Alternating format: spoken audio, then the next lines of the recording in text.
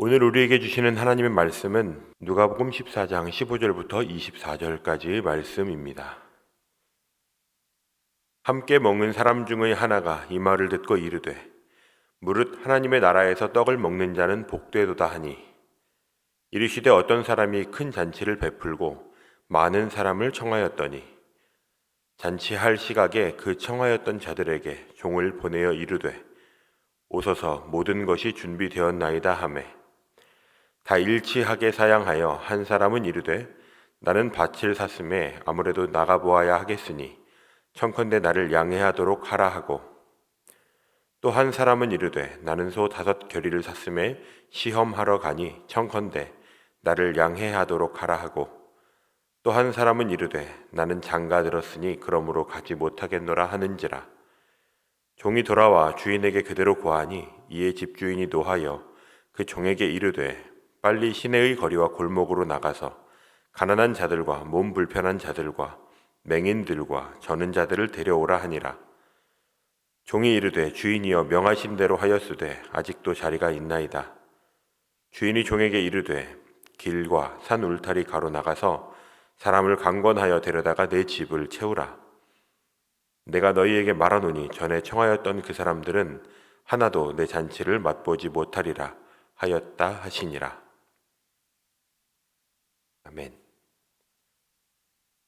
오늘도 말씀 앞에 나오신 성도님들을 주님의 이름으로 환영합니다. 말씀을 통해 아버지의 마음을 깊이 알아 그 마음을 기억하며 삶의 자리로 나아가시는 모든 성도님들이 되시기를 축복합니다. 오늘 본문은 주일의 묵상 본문으로부터 이어지는 내용입니다. 예수님께서 바리새인의 초대를 받아 식사 자리에서 함께 이야기를 나누고 계십니다. 그 자리에 나와 있던 수종병 든 사람, 몸이 붓고 여러 부위에 물이 차는 이 병을 앓던 사람은 어려움을 겪고 있었을 것입니다. 예수님이 초대받으신 그날은 안식일이었습니다. 사람들은 안식일에 수종병 든 사람을 마주하신 예수님께서 어떻게 하실까를 보며 그 가운데 트집 잡을 거리를 찾고 있습니다. 어떤 사람들은 이 수종병 든 사람을 일부러 앉혀두었다고 보는 견해들도 있죠. 예수께서는 주저하지 않으시고 그 병자를 고치십니다.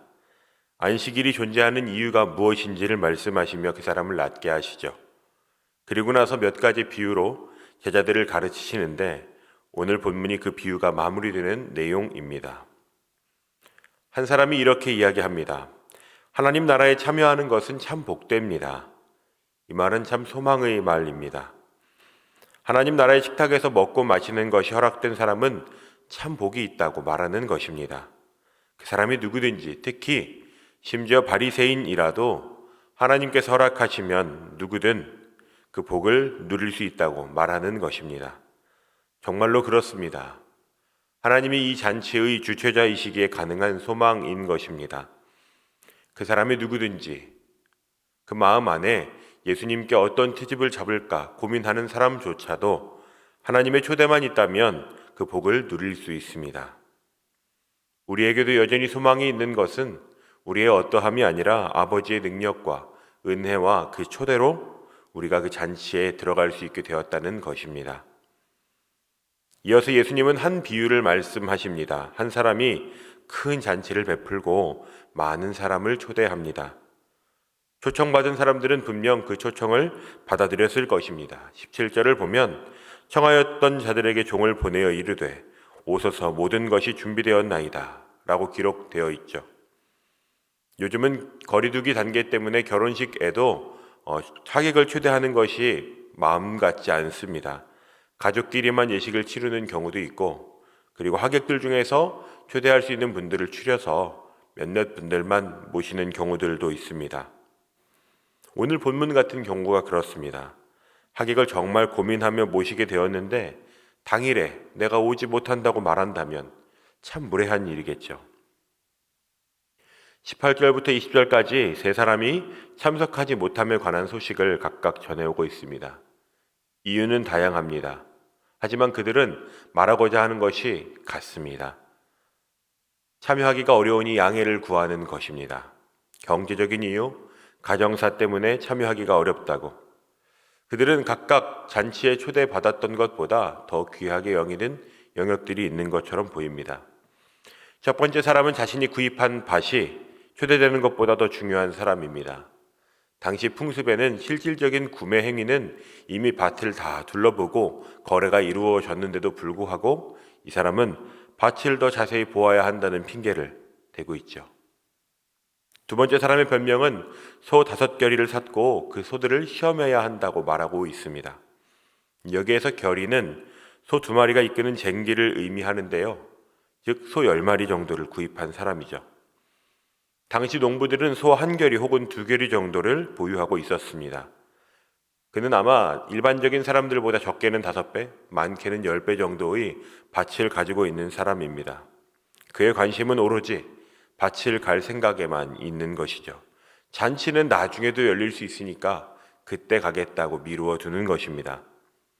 세 번째 사람의 변명은 장가를 간 사람입니다. 원어를 보면 최근에 결혼한 사람으로 추측해 볼 수 있는데요. 본문은 그의 별명을 짤막하게 다루면서 다른 2명과 달리 양해조차 구하지 않는 모습을 보이고 있습니다. 신명기를 보면 유대 사회에서 때때로는 결혼한 사람은 중요한 의무도 면제해주는 경우가 있었습니다. 심지어는 전쟁에 나가는 것도 면제되는 경우가 있었죠. 그는 아마 자신의 이유는 타당하다고 생각한 것 같습니다. 그러기에 양해를 구하는 것도 소모적인 것이었을 것이죠. 어쩌면 당시 잔치는 주로 남자만 초대되었기 때문에 사랑하는 아내를 두고 가는 것이 조금 주저되었을지도 모르겠습니다. 종은 이 사실을 주인에게 그대로 고합니다. 집주인은 참여자들의 모욕적인 반응에 진노했습니다. 그리고 이미 준비된 잔치의 자리를 다른 사람들에게 열어두고 초대할 것을 지시합니다. 그때 초대된 사람들은 가난한 자, 몸 불편한 자, 맹인과 저는 자들입니다. 그들은 기쁜 마음으로 이 잔치에 참여합니다. 하지만 여전히 빈 자리들이 있죠. 주인은 이 잔치를 취소하거나 미룰 생각이 없습니다. 종에게 오히려 명령하죠. 길과 산 울타리를 가로 나가서 사람을 강권하여서라도 잔치의 자리를 채우라. 주인이 말한 곳 같은 자리는 여행객들이 잠깐 쉼을 누리는 자리일지도 모릅니다.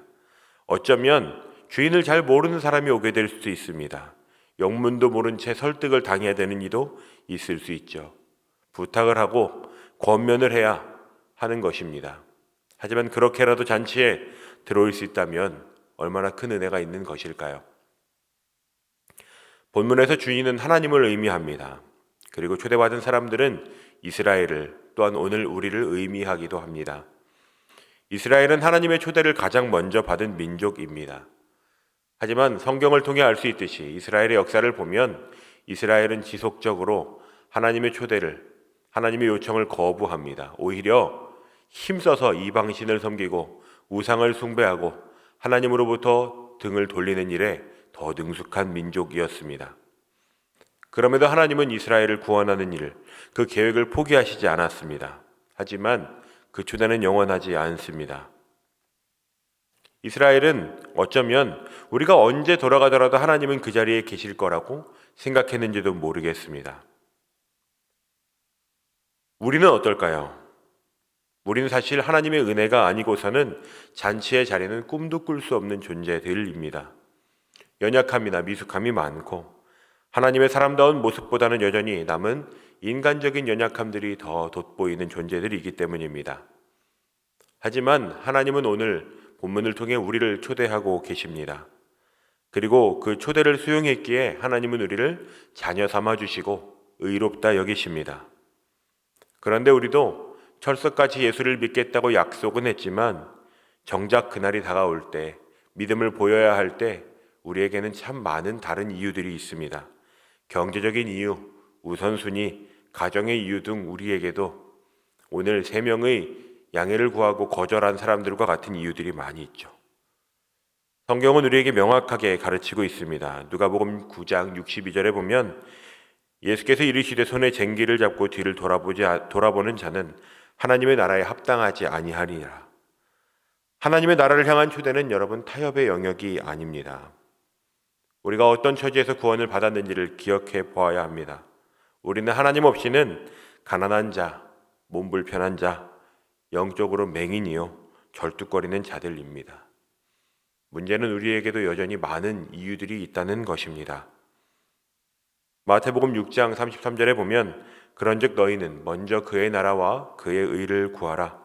그리하면 이 모든 것을 너희에게 더하시리라 라고 가르치고 있습니다. 성경이 우리에게 요구하는 것은 여유가 있을 때 혹은 어쩌면 한번 그 초대에 응하라는 것이 아니라 우선순위를 하나님의 초대에 두고 그 나라와 그의 의를 구하는 삶을 우리에게 요구하고 있는 것입니다. 하나님께서는 오늘 본문을 통해 우리를 한 번 더 초대하고 계십니다. 오늘 여러분에게 하나님의 초대에 응하지 않을 이유는 무엇입니까? 성경은 우리에게 그 잔치 초대의 기회가 영원하지 않을 것임을, 그리고 그 초대에 응할 수 있는 명예로운 자리가 아직 남아있음을 말해주고 있습니다. 오늘 하나님께서 우리에게 허락하신 삶을 통해 하나님의 그 잔치의 초대에 다른 이유 접어두고 기쁨으로 나아가시는 모든 성도님들이 되시기를 축복합니다. 그 자리에 나아가 하나님의 초대와 하나님의 아름다우신 성품을 누리며 하나님의 복된 잔치의 자리의 주인공이 되시는 모든 성도님들이 되시기를 주님의 이름으로 축원드립니다. 우리 함께 기도하겠습니다. 죄악 가운데 살아갈 수밖에 없었던 우리를 구원하신 아버지 하나님의 은혜를 찬양합시다. 말씀을 통해 알게 하신 것처럼 우리에게는 혹시 다른 이유들은 없는지, 그 이유들을 발견하시는 분들은 이유를 아버지께 고백하며 오늘 우리가 다른 것을 접어두고 우선순위를 아버지의 초대에 두고 그 초대에 응답하여 나아가는 기쁨을 누리는 삶을 살기를 결단하는 마음으로 시간 함께 기도함으로 나아가겠습니다. 기도하겠습니다. 살아계신 나의 아버지 하나님, 우리를 말씀 가운데 다시 한번 부르신 주님을 찬양합니다. 아버지께서 우리를 어떤 처지에서 구원하셨는지를 기억해보면 하나님, 우리가 누리는 모든 것이 아버지 하나님의 은혜입니다. 우리의 어떤 아름다움이나 선함이나 거룩함이 있어서가 아니라 우리를 친히 사랑하시고 우리를 주님의 품 안으로 불러 모아주셔서 주님의 자녀 삼으시고 우리를 거룩한 하나님의 백성으로 만들어 가시는 아버지의 은혜를 찬양합니다.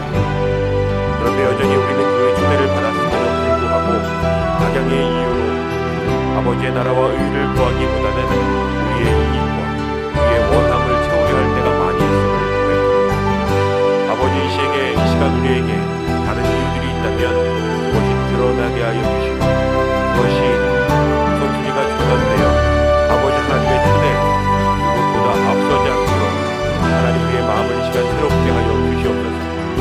무엇보다 우리 안에 아버지께서 우리를 부르신 그 초대가 영원하지 않으며 여전히 우리에게 허락하신 오늘의 이유가 그 초대에 응답할 기회를 주시는 것을 깨닫고 다시 한번 우리가 주님의 초대의 자리에 나아가 아버지의 잔치의 기쁨을 누리는 주인공으로 거듭날 수 있도록 역사하여 주시옵소서.